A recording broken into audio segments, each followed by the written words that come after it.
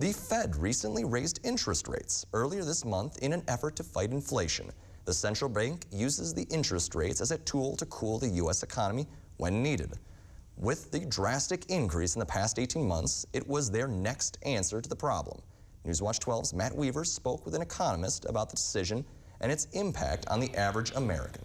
Matt?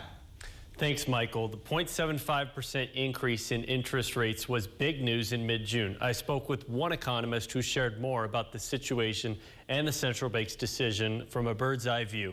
It's a difficult time for consumers. As last reported by the Bureau of Labor Statistics, inflation rates set well above average at about 8.6%. Mark Vonderer, professor of economics at St. Norbert College, explains how the latest interest rate hike will impact the average American. Interest rates affect the cost of borrowing.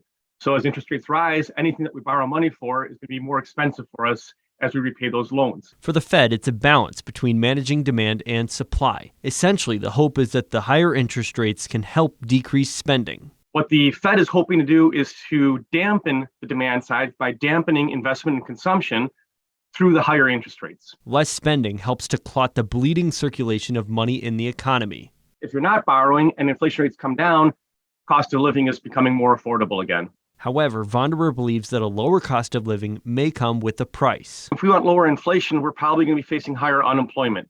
And what we're willing to tolerate as a society, as an economy, is the key question. But if some households then lose their jobs, that has some significant economic consequences for them personally that we don't want to disregard. For legislators, it's a matter of weighing out each consequence. And unfortunately, he believes there is no easy solution. There are some very conflicting signals in the data right now, which I think make it that much more difficult for policymakers to have a policy that will make everybody as happy as possible. Ultimately, the recent interest rate hike is only an attempt to make the economy more manageable for the average American.